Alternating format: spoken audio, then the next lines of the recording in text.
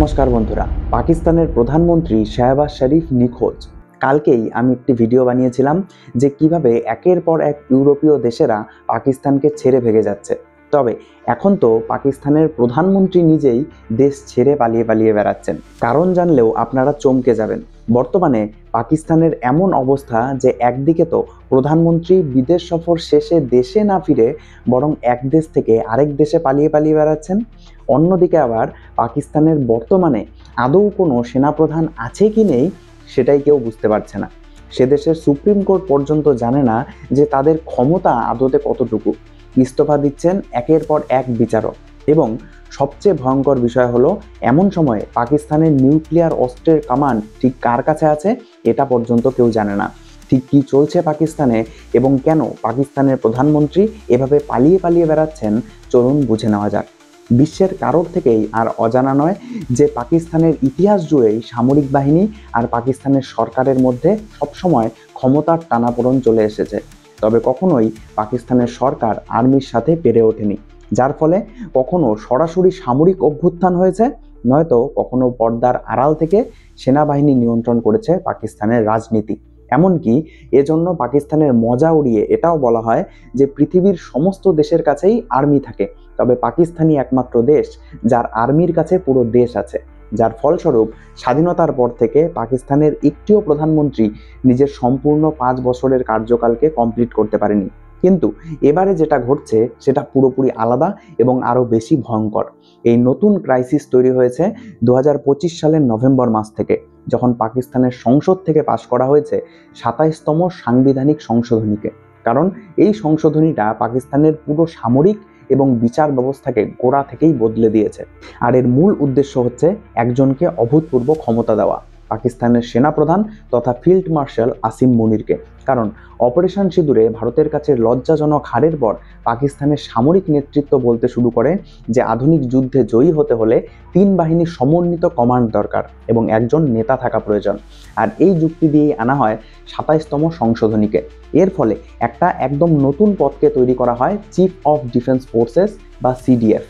যে এই পদে থাকবে তার হাতেই পাকিস্তানের সেনাবাহিনী, নৌবাহিনী আর বিমান বাহিনী 3টা বাহিনীরই সর্বোচ্চ কমান্ড থাকবে। এমনকি 3 বাহিনী যাতে সিডিএফ ছাড়া অন্য কোথাও গিয়ে জড়ো না হতে পারে, তার জন্য এর আগে যেই chairman joint chief of sub committee পদটা ছিল সেটাকেও একদম বিলুপ্ত করে দেওয়া হয়। আর এই সিডিএফ পদেই 29শে নভেম্বরের আগে নিয়োগ হওয়ার কথা ছিল ফিল্ড মার্শাল আসিম মুনিরের, যিনি এখন পাকিস্তানের সেনাপ্রধান। তার মানে মুনির একই সাথে হতেন চিফ অফ আর্মি স্টাফ এবং চিফ অফ ডিফেন্স ফোর্সেস। এই দুটো পদেরই মেয়াদ হবে 5 বছরের। এছাড়া এই সংশোধনীতে আরও একটা জিনিস ঢোকানো হয়েছে যেটা আরও বিতর্কিত, যে আসিম মুনির সহ সামরিক বাহিনীর সমস্ত শীর্ষ কর্মকর্তাদের দেওয়া হয়েছে আজীবন দায় মুক্তি তথা লাইফ টাইম ইমিউনিটি। মানে তারা যাই করুন না কেন তাদের বিরুদ্ধে কোনো মামলা করা যাবে না, এমনকি আইন বহির্ভূত কোনো কাজ করলেও তাদের বিরুদ্ধে কোনো বিচার করা যাবে না। এমনকি এই সব সংশোধনীকে যাতে সুপ্রিম কোর্টে পর্যন্ত কখনো চ্যালেঞ্জ না করা যায়, তার জন্য পাকিস্তানের সুপ্রিম কোর্টের কাছ থেকেও কেড়ে নেওয়া হয়েছে ক্ষমতা। তৈরি করা হয়েছে একটা একদম নতুন ফেডারেল কনস্টিটিউশনাল কোর্ট। এই নতুন কোর্টই এখন থেকে সমস্ত সাংবিধানিক বিষয়ের দায়িত্ব নেবে। আর পাকিস্তানের সুপ্রিম কোর্ট হয়ে যাবে শুধুমাত্র দেওয়ানি আর ফৌজদারি মামলার কোর্ট। অর্থাৎ সরকারের পছন্দের বিচারকেরাই এখানে বসবেন আর তারাই সরকারের মতো করেই রায় দেবেন। এর ফলে এই সংশোধনী পাশ হওয়ার সাথে সাথেই পাকিস্তানের সুপ্রিম কোর্টের 2 জন সিনিয়র বিচারক পদত্যাগও করে দেন। তবে সবচেয়ে ভয়ঙ্কর বিষয় হলো, পাকিস্তানের নিউক্লিয়ার অস্ত্রের কামান্ডও থাকবে এই সিডিএস এর কাছেই। অর্থাৎ এক কথায় পাকিস্তানের এক প্রকার ডিক্টেটরি হয়ে যাবেন আসিম মুনির। সবকিছুই একদম প্ল্যান মাফিক হচ্ছিল, কিন্তু হঠাৎ করেই এই ঘটনায় একটা নতুন মোড় আসে। কারণ এই অভূতপূর্ব ক্ষমতা পেতে হলে খালি বিল পাস করলেই হবে না, বরং যতক্ষণ না পাকিস্তানের প্রধানমন্ত্রী নিজে স্বাক্ষর করে আধিকারিকভাবে নোটিফিকেশন বের না করছেন ততক্ষণ এই বিল কার্যকর হবে না। কিন্তু সমস্যা হলো, পাকিস্তানের প্রধানমন্ত্রী যে দেশেই ফিরছেন না। এক দেশের বিদেশ সফরের নাম করে বেরিয়ে সেখান থেকে দেশে না ফিরে বরং অন্য আরেক দেশে তিনি চলে গেছেন। একটু আগেই ভিডিওতে বলেছিলাম যে এই সিডিএফ পদে 29শে নভেম্বরের আগেই আসিম মুনিরের নিয়োগ হওয়ার কথা ছিল। এর আরেকটা বিশাল কারণও ছিল, কারণ মুনিরের সেনাপ্রধান হিসাবে 3 বছরের মেয়াদ শেষ হওয়ার কথা ছিল এই 29শে নভেম্বর 2025-এই। পাকিস্তানের প্রধানমন্ত্রী এই জন্য 2 দিনের আধিকারিক সফরে 26শে নভেম্বর বাহরাইনের উদ্দেশ্যে রওনা হন, যাতে 29শে নভেম্বরের আগেই তিনি পাকিস্তানে ফিরে আসতে পারেন। সেই হিসাবে প্রধানমন্ত্রীর 28শে নভেম্বরেই পাকিস্তানে ঢুকে পড়া উচিত ছিল, কিন্তু সারপ্রাইজিংলি বাহরাইনের সফর তিনি 2 দিনের জায়গায় বরং একদিনেই মিটিয়ে 27শে নভেম্বর চলে যান লন্ডনে।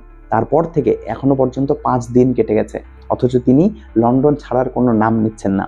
সরকারি বক্তব্য হচ্ছে তিনি চিকিৎসার জন্য ব্রিটেনে গেছেন, কিন্তু বিশেষজ্ঞরা বলছেন যে এটাকে একদম প্ল্যান মাফিক করা হয়েছে, যাতে ওনাকে এই 27তম সাংবিধানিক সংশোধনীর নোটিফিকেশনে সাইন না করতে হয়।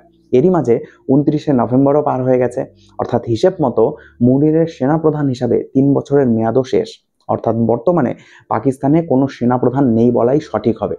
অর্থাৎ একদিকে যেমন পাকিস্তানের প্রধানমন্ত্রী দেশ ছাড়া, অন্যদিকে পাকিস্তানের আধিকারিক কোনো সেনাপ্রধানও নেই।